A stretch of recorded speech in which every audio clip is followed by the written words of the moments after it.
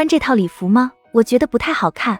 好看，很好看。你的身材好，颜值高，气质也佳，穿什么样的礼服都很好看。老婆，你就穿我给你挑的这一套，绝对高贵大方。满室的衣服都是你送给我的，好与不好，还不都是你送的？穿哪一套有什么区别？这套真的很漂亮，我这样的颜值都快配不上我老婆了。少在这里拍马屁了，当我不知道你的心思，不就是嫌那些礼服有点露肩露背的吗？我老婆真的好聪明啊。老婆，我帮你化妆吧。我还想见人，你会化妆吗？别藏着你的小心思，把我画成个鬼母的样子，那样就不会有人盯着我看了。我是没有帮女人化过妆，但也不能把你画成个鬼母的样子去吓人吧。算了，我信不过你，我自己来。你去做好你的准备，等会儿就要出门了。咱们不用着急，慢慢去也无所谓，只要露面就行。你这是习惯了迟到早退。我不喜欢被他们围着。谁叫你是战大少爷呢？我不是战大少爷也娶不到你。此时敲门声响起，大少爷，先生和太太来了。好，我知道了。爸妈来了，你还不下楼去？这是他们儿子的家，来自己儿子家里做客，自由，不用我陪着。老婆，你不用画得太漂亮的，其实我觉得你素颜就很好，你天生丽质，不化妆也是人间绝色。可别说我是人间绝色，让人笑掉大牙。在我眼里，你就是人间绝色，你化个淡淡的妆就好了。你下楼去。老婆，你凶我，你不耐烦我了。再不下楼去，今晚我睡客房。我老婆嫌弃我了，我老婆嫌弃我了。海童真被这个男人整得哭笑不得。爸，你都一把年纪了，还穿白色西装，咋的？想把你儿子比下去？这火药味这么重，爸很老了吗？我保养得非常好的。你妈说我和你站在一起就是兄弟，不像父子。你妈说我穿着白色的西装帅呆了，像童话里走出来的白马王子。对呀，我觉得你爸穿白色西装很帅，你爸一直都是妈心里的白马王子。阿印，你和彤彤闹矛盾了，咋这么大的火药味？我和你爸一来，你就针对你爸了，还是我们来的不是时候，打断了你们夫妻俩？没有的事。那就好。彤彤还在换礼服吗？我上楼去看看。阿印，你和彤彤真的没有闹矛盾？爸是男人，还和你一样都喜欢宠妻，从你的脸上可以看出来，你老大不爽。战英看着父亲不语。你妈说要和儿媳妇一起露面，我才会陪着你妈过来的，否则你八抬大轿去抬你爸，你爸也不来这里。爸想多了，我的八抬大轿只会抬着彤彤回来。你个臭小子！我臭，爸也香不到哪里，我是爸的亲生儿子，一直都以爸为榜样。这有了老婆滋润的男人就是不一样呀！以前你是一棍打下去都没有个屁响的，现在变得牙尖嘴利了。海童真是我和你妈的好儿媳妇。那是我老婆调教的好。战丽蓉张张嘴，竟然不知道该说什么的好。在父子俩大眼瞪小眼的时候，管城最尊贵的那对婆媳俩下楼了。海童带着的珠宝，战英一眼就认出来，不是他送的，不用问也知道是他母亲特意送给海童的。老公，妈送我的珠宝好看吗？好看，不过要是带着我送给你的珠宝，我觉得更好看。妈的飞醋你都要吃，天天泡醋缸里了。彤彤，也就是你才能容忍他的小心眼儿。时间不早了，出发。另一边的明家，老托，你们好了吗？赶紧给我把衣服换了，你要是不自己换礼服也行，我就让宝刀们帮你换。宁云初还是个冰清玉洁连男友都没有的大姑娘，亲妈连这样的话都说得出来，她被亲妈伤得千疮百孔的心还是被扎痛了一下。宴会都快要开始了吧？这个时间宴会是快要开始了，不过不用太着急，战少来的时候才是宴会的高潮，我们现在过去，战少都还没来呢。老托，战少若是带着他太太出席宴会，你先放下过节，跟战大少奶奶打好关系，先低头看看能不能求得战大少奶奶高抬贵手，实在不行的话再用云出。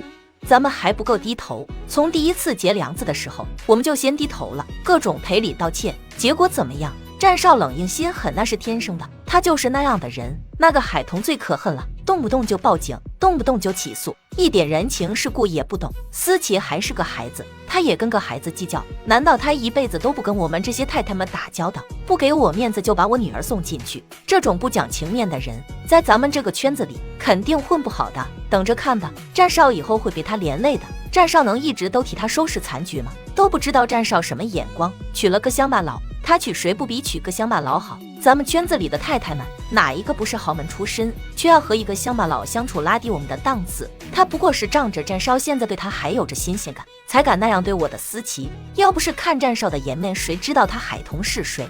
现在说这些有什么用？人家娶老婆又不用征求我们的意见，只能说那个姓海的命好。也是，她命太好了，是我见过最好命的女孩子了。老公，等把思琪捞出来后，咱们想办法也把思琪嫁入战家去。我带着女儿时常参加宴会，觉得能配得上咱们思琪的青年才俊，只有战家的儿子或者是商家的二少爷。姓海的那个已经是大少奶奶，再让思琪嫁入战家，你是想让姓海的那个永远压咱们家女儿一头？战少底下那些弟弟又不全是亲的，是堂弟。他们家虽说同住在悠悠山庄，却是一房一栋别墅分开着住的。姓海的那个还能压咱们女儿一头？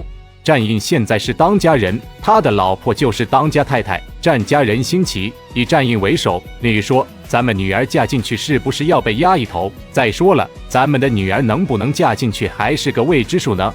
那选商家二少爷。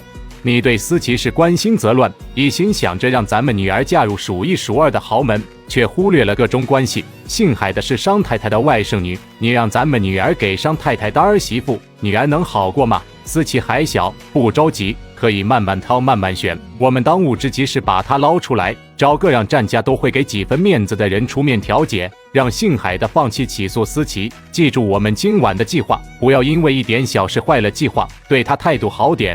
不过是把她打扮得好看点，卖个好价钱而已。你以为在宛城，别人不知道她宁大小姐的地位吗？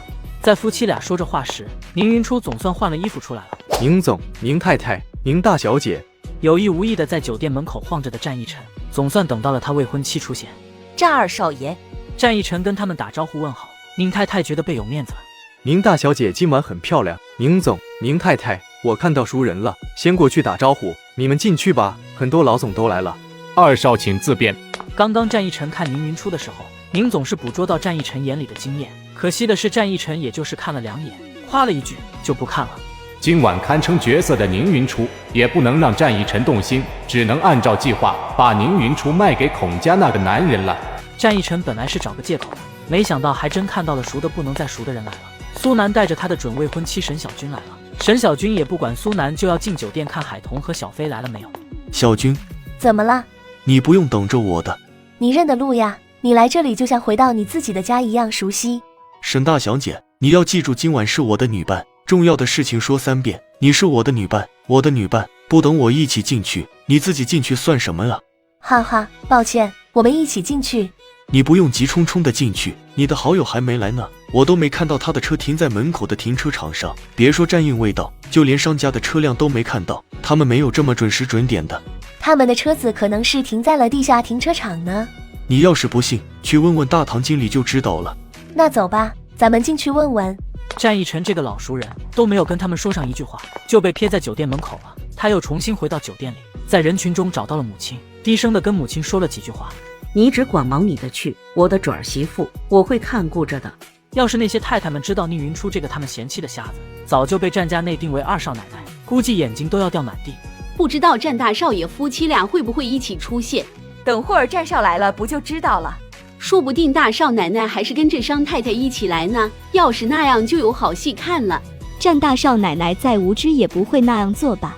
怎么不可能？她是在乡下长大的，没见过大世面，心里害怕很正常。商太太是她大姨，她跟着长辈就不会害怕。她那样的人能想得多周全。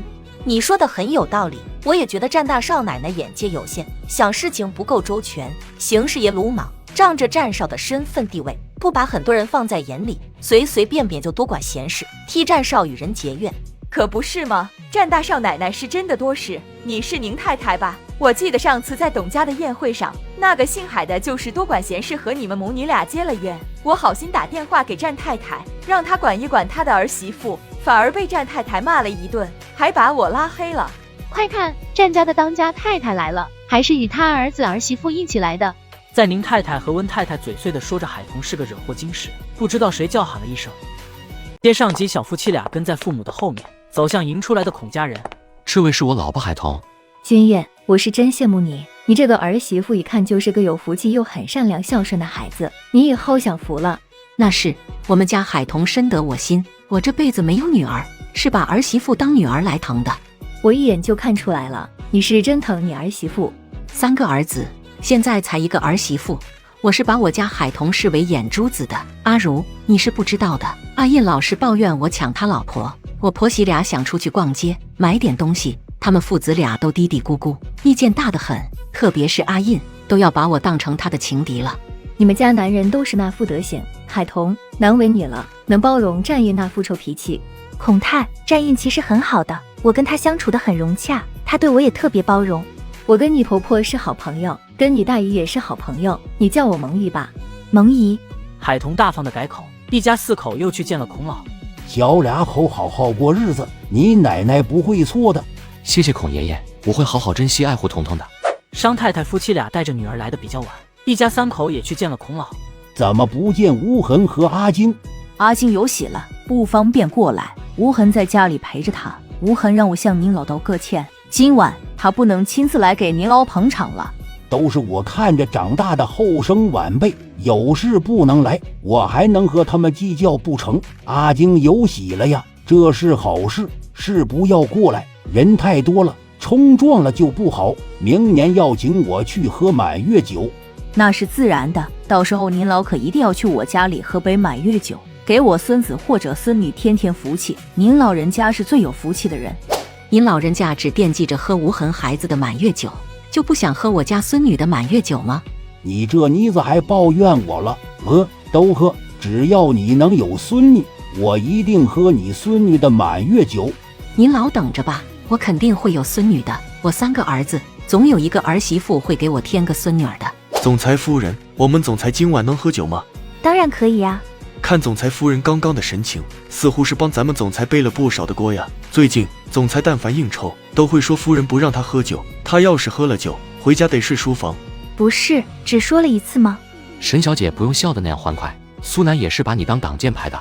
我无所谓，只要他身体好，拿我当挡箭牌就挡箭牌吧。你们俩都是一个德性，明明我和彤彤并没有严管你们，给足你们自由，你们非要往自己身上贴上妻管严的标签，就不怕别人笑话？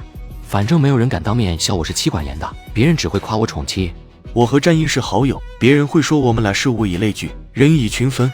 你们聊吧，我和小军去跟我大姨打声招呼。海童说着，便和沈小军走开了。好端端的，你跑过来跟我说什么话呢？瞧，我老婆被你未婚妻抢走了，这是婚后我老婆第1次陪我出席宴会呢。是你老婆拉着我未婚妻走开的，我还不是30出头了才有个未婚妻，还没有好好的秀恩爱呢，就被你老婆抢走了我的未婚妻。战玉，幸好海童是个女的，否则仅是她和小军认识10几年，就足够我酸的了。当初我可是酸了很久很久。那我心里平衡很多了。走吧，咱们也去跟几位熟悉的老总聊聊天。对了，商无痕怎么没来？他太太怀孕了呀，你又不是现在才知道。今晚这样的场合，换成是你会让你太太出现吗？忘记了，我家小军要是怀孕了，走路我都不让她走，我抱着她走。怀孕又不是生病，不用那样紧张的，孕妇也要适当的活动活动。你现在话说得很响，等总裁夫人怀孕了，你要是还能说得这么响亮，我就请你吃饭。当我没有饭似的，我有空就给我家彤彤做饭，烧菜的本事都上升了一个层次。彤彤，你来的正好，赶紧带着小飞走吧，我看不得他这腹不耐烦的样子，总觉得我手巴掌痒痒的。小飞这是真性情，我就喜欢小飞这样的性格，可惜我儿子都娶妻了，否则准跟你们家结亲家。阿如，你快别夸他了，他这个人夸不得的，一夸就上天。商小姐本来就是个极好的女孩子，她大姨，你要是嫌弃小飞的话，给我做女儿吧，我想有个女儿想疯了，都没有如愿。妈，你看看你的女儿多抢手。说完也不等母亲回话，就赶紧带着2个好友远离这些妈妈们。海童和小飞这对表姐妹比亲姐妹还要好，还有那个沈小军，我没想到她会成为苏太太的准儿媳妇。小军也是个好孩子，我外甥女跟他是多年好友，他3观很正，我喜欢这个孩子。商小飞脱离了妈妈圈，松了一口气，抱怨海童和沈小军这么迟才来解救他。说的太夸张了，你还用上解救2个字了。我看那些太太们都很好说话呀，他们看你的眼神温柔得很，他们看我是看儿媳妇的眼神。彤彤，你看。怎么了？海童和小军都顺着他说的方向看过去。陆东明身边有个女人，她不是对海玲姐。小飞，那是我们猜测的，不是事实。我姐和陆总就是普通的朋友。也是，一切都是我们的猜测。那个女人你认识？我看你没有半点惊诧。见过一面，她和陆总一起去我姐的早餐店吃过早餐，打过招呼。原来如此。我觉得陆东明破了相，配不上我海玲姐，陆太太又瞧不起我海玲姐，他们俩没有什么就更好。有我妈在，海玲姐只要想再嫁，绝对能嫁得更好的。只要我姐想嫁，我也会帮我姐留意的。走，我带你们俩去跟我好闺蜜认识认识。她表哥是从事教育方面的，办了好几所私立学校，每天师生教职工需要的蔬菜量是很大的。咱们看看能不能拿下那几所私立学校的蔬菜供应。海童和沈小军也想认识一下商小飞的好闺蜜，两个人跟着商小飞走。战大少奶奶，几人才走了几步，就被宁太太和宁云初挡住了去路。明天的太阳铁定从西边升起来，宁太太还是第一次带你的大女儿参加宴会呀，太难得了。你们说，明天的太阳是不是就要从西边升起来？过去我是觉得云初眼睛看不见，带着她参加宴会，我又不能一直守着她，怕她出事，加上云初也不喜欢这种场合，所以就没有带她。只是现在云初年纪也不小，该出来交际交际，跟大家见见面了。宁太太有事。宁太太看看商小飞和沈小军，小军，我们去拿点吃的。商小飞识趣的叫着沈小军走了。战大少奶奶，我们到那边去坐下来，慢慢聊一聊，行吗？你和我家云初也算是朋友了。那就去那里坐下来聊聊吧。宁太太想聊什么，聊吧。战大少奶奶和我家云初一见如故，已经是朋友。你和思琪的矛盾主要是因云初而起，云初和思琪又是亲姐妹，没有隔夜仇，她们姐妹俩都和好了。你一个外人在抓着这件事不放，不太好吧？赔偿我们愿意给，道歉我们也道歉无数次了，大家以后都还要见面的。我劝大少奶奶的格局放大一点，不要那么小，得罪的人太多了，你的路也不好走。宁思琪买人对我行凶，我不原谅他，就是我格局小了。宁太太，你这思维，你这说法，我真不敢认同呀。你伤着了吗？你一根头发都没有掉，我女儿却进去了。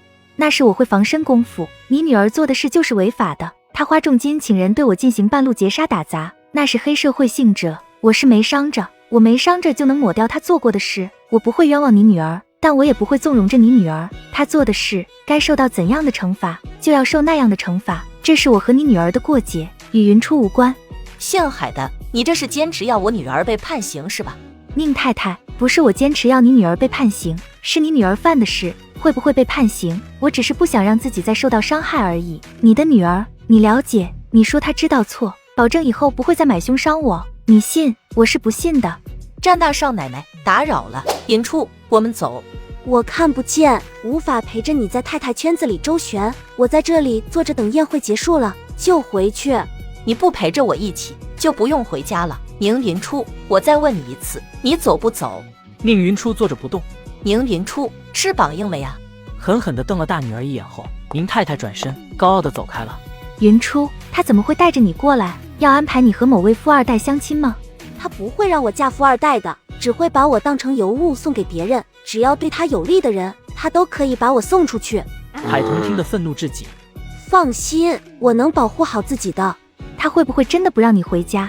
那个家回与不回有什么区别？我在那里本就是个透明人。戴少奶奶都说了叫我海童。海童，你快和你的朋友们一起吧，我在这里坐着听听热闹就行。我带着你去和小军他们一起玩吧。不了，我看不见，跟他们也不熟，聊不来。我加入你们，你们也聊得不开心。海童，这是管城大酒店，是孔老爷子办的宴会，宾客云集，管城最顶流的几大豪门的先生太太们都在场，还有你们战家的好几位少爷也在，没有人敢在这里害人的。云初，有什么事你就大声叫喊。海童，谢谢你，我的原因导致你和他们结怨，幸好你没事，你若是有事，我这辈子都良心不安。宁思琪就是欠教训的人，你妈把她宠坏了，现在她就说你们是亲姐妹。当初宁思琪给你下药算计你的时候，宁思琪有把你当成姐姐吗？不说你，就是我们普通人被算计了，若没有人救助，后果都会很严重。他给我下药也不是一次两次了。他们对你那样不好，你可以搬出来住的。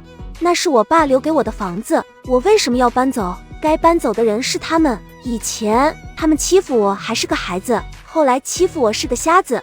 海童美眸闪烁，这个信息量大。云初，你若是知道什么的，就一直隐忍着，暂时保持现状，活着才是最重要的。还有，先治好你的眼睛。我会的，我一直都在忍着，我没事。海童，你忙你的去吧。那我先去忙，有什么事大喊一声就是。好。海童不放心走到了战逸晨面前，照顾好云初，宴会结束后送她回家。喝酒了吗？没喝。那就不喝了，你亲自送她回家，我放心点。谢谢大嫂对我老婆的关心。那么快就连老婆都叫上了，也不看看你是否尽到了丈夫的责任。她早晚都会是我老婆，我先叫上了，是练习，免得以后像我大哥一开始那样叫不出口。你这是把你大哥当成反面教材了。有大哥的前车之鉴，我们能避开很多感情里的矛盾大坑。快去陪着你老婆吧。叮嘱完一晨后，海童才去找他的小伙伴们。